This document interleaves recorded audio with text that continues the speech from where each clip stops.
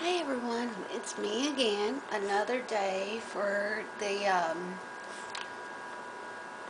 video thing. Anyway, it is 12 noon on Monday. I had dialysis today, and the year is 2010. Um, Today, I got up early like we normally do for dialysis. Joe gets up with me, and I drive him to work, and then when I drop him off at work, and normally about 6 o'clock in the morning, then I head back downtown to Montgomery, and I go to my dialysis unit. I go 3 times a week, 3.5 hours per treatment. Um, it's a pretty fairly easy procedure because I don't have a graft or a fistula. The perm cath I have is what they use, and it basically works like an IV. So, in that instance, I don't have to get the 2 big needles stuck in my arm and taped down for several hours. The only thing about dialysis that I've noticed, yes, it's helping my kidneys, prolong its life until it can no longer work, or, but I've also noticed, even though it helps in that sense, it's also, it's kind of doing more harm on my heart and my liver, and my spleen. But, I really don't have a choice. I have to do dialysis, in order to prolong my death. It's not that I'm afraid of dying. I think I'm just really terrified of leaving my loved ones. I always make it a point to let the ones closest to me know how much I feel about them, and I don't really like to get into confrontations because I'm always afraid that if I get in an argument with Joe or anyone else, and I tend to lose my temper when I get in an argument, and I say things that, shouldn't be said, or, it's just in the heat of the moment. I'm pretty sure you've done that too, also. But, so I like to, if I'm upset, I'll try to keep my mouth shut.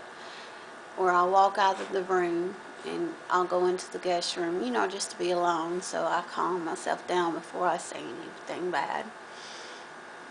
But being on dialysis and having 2 heart transplants, it really tends to put a person's perspective, makes you realize that life is important, and don't live it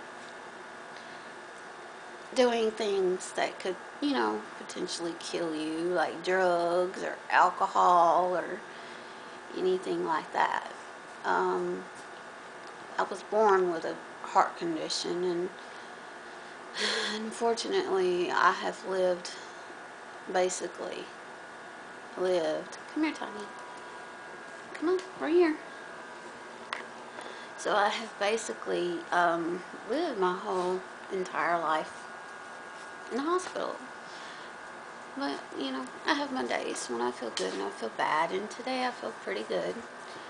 Because, even though I might have a little bit, maybe a kilo, 2 kilos on, because the nurse kind of messed up. But anyway, while Joe's at work, Mr. Tiny, stop. Sorry about that. My little doggy likes to get into stuff. Come here. While Joe's at work, if I'm feeling okay, I try to clean up a little bit, but sometimes I can't seem to clean too much, because this little rugrat likes to play with his beanie toys and rip the beans out of his toys. And of course, you probably already know, I can't have any children. I've always dreamed of, getting married, having 2, 3, maybe even 4. maybe get a little ahead of myself there. But that's, it's never happened. Yes, I am with Joe, and I'm very happy, and I love him to death. But we still can't get married because of my illness. It messes with my life, and my insurances and all that stuff. And I've also got some life insurance policies out. And that's what I've been thinking about lately is, my family has been basically trying to figure out who gets what with my life insurance. I have recently gone up to the insurance company and changed some stuff around because, the last time it was done, I had some people on there to receive some of the insurance money when I die, and they shouldn't have been on there. And the only reason I put them on there is because my grandmother told me to. Now that I'm older, and I haven't been feeling too good lately. I got my insurances in order. Joe knows exactly what I want done with that. And I've told him where I want to be buried. I told him I don't want to be cremated. I want to be buried in that cemetery lot place in Selma with my nanny, which is Grandma's mother.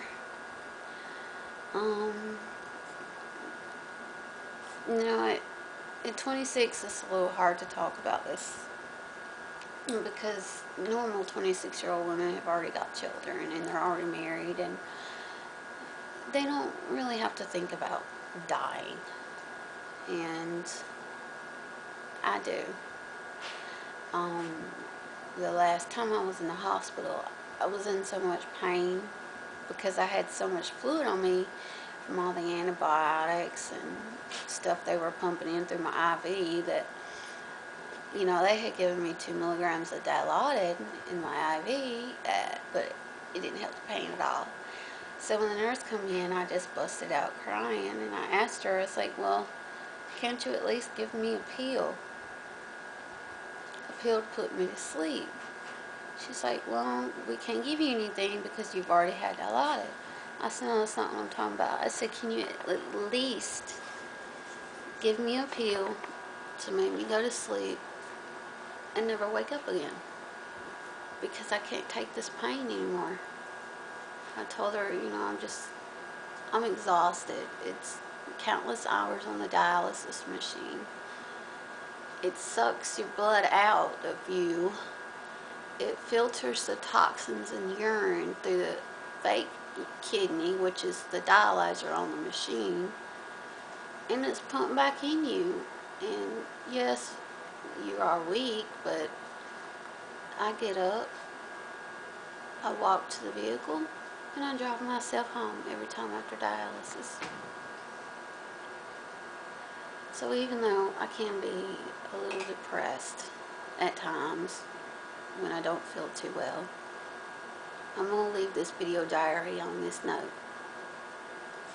No matter how much your family argues or how sick you can be, one thing is that always remember to tell your loved ones how you feel about them every chance you get. Because if you're like me, if you passed away without being able to tell them, I'd never forgive myself.